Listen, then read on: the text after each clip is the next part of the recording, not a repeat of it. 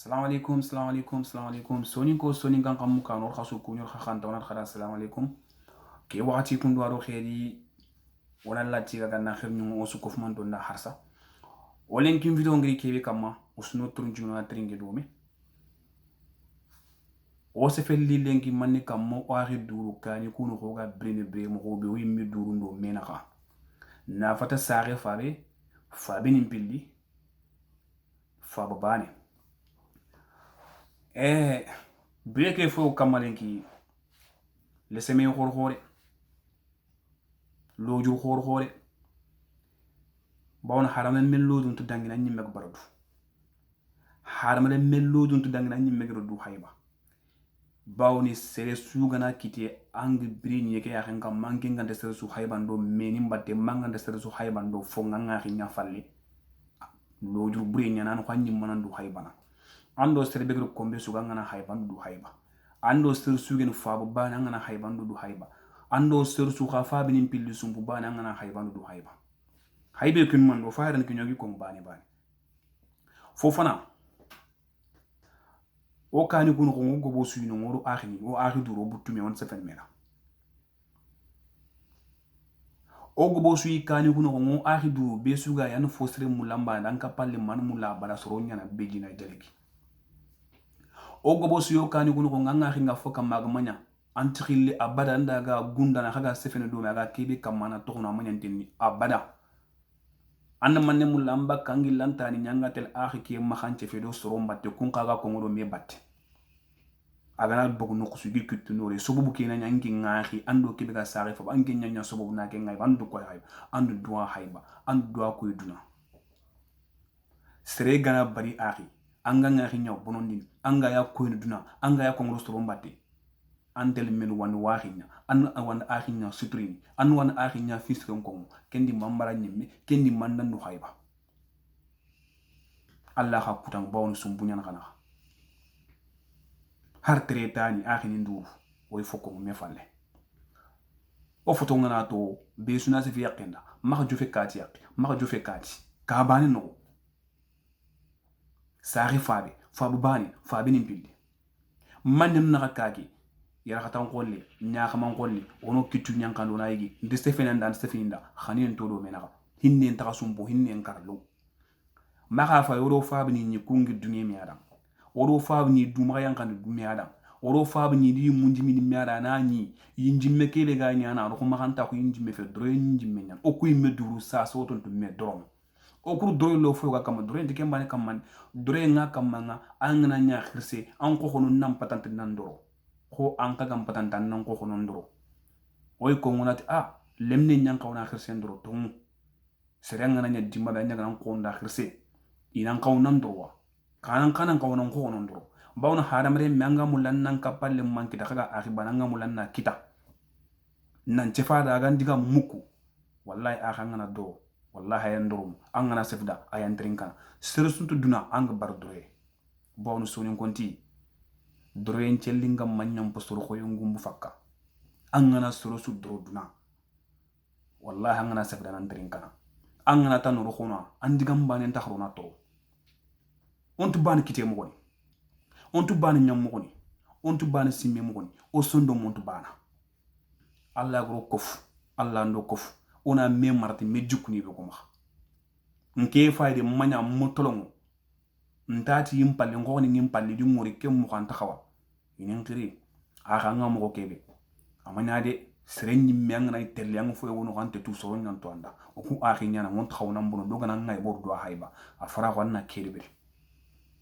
ser suka ke ko nganda nan kanandi angen ka ga baga nan ngana baranga kankan ngit man kan lenya ken nal khrasa ko khoria xawga na ken de banga dimma banga bara ay ni meg dan kana ko nan tur aha ko golle de am pason mun to ko kuro garanga ran ko ga tel lam magan ci fedo fo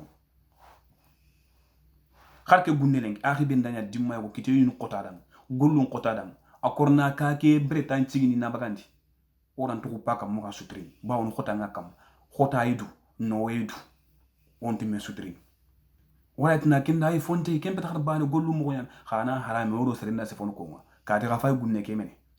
khasu man melen kam cotiser an kay mantara khota nyanan kamma ma du tampindi khota ngana bagan kamma annari anna bagandi ndi khalis ni goga bagandi mo anna ile baka kenga hure anna ko surombatte afay gunneke anti breta bagandi ni an kunwa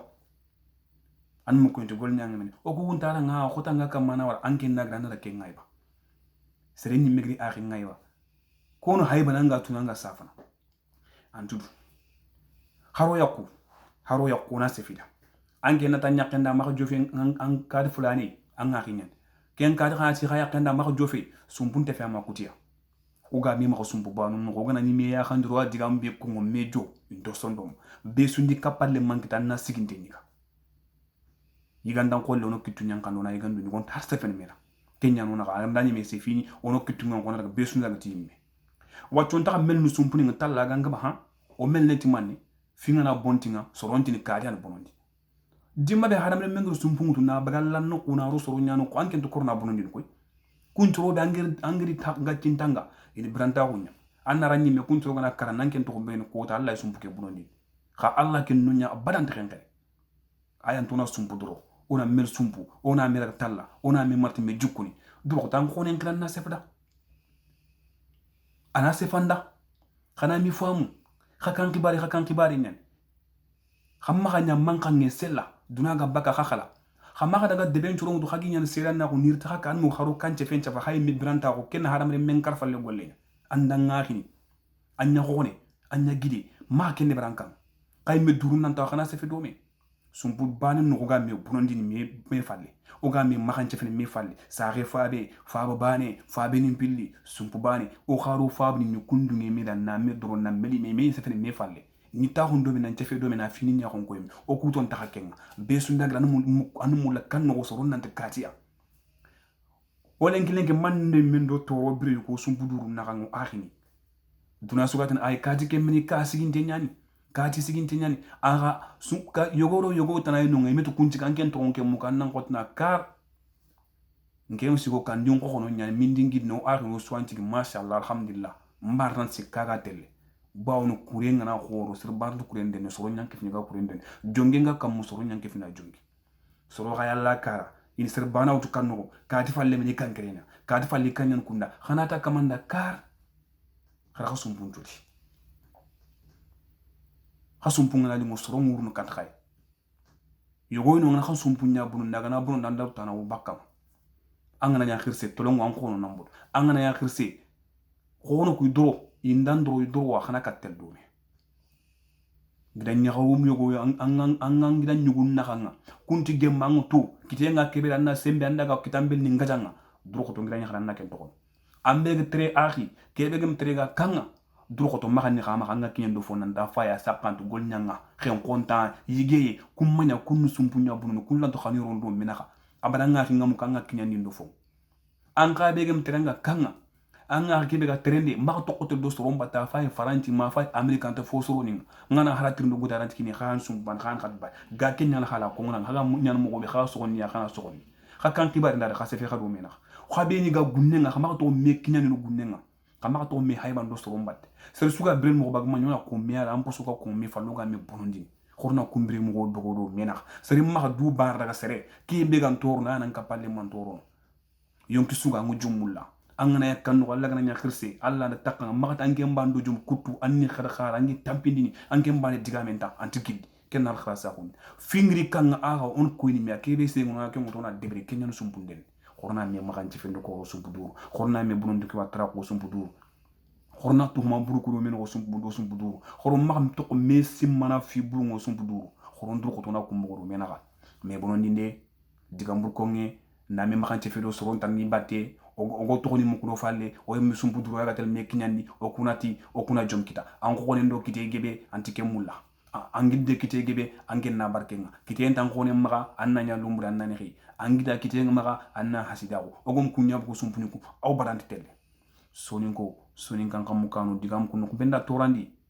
khana haqi to ko digam kanu hadama me metti man takati me ke benda sura gralla badnanya kha akhi khamare mi khama kombe en sefen kharanga wonat kharanga assalamu alaikum wa rahmatullahi wa barakatuh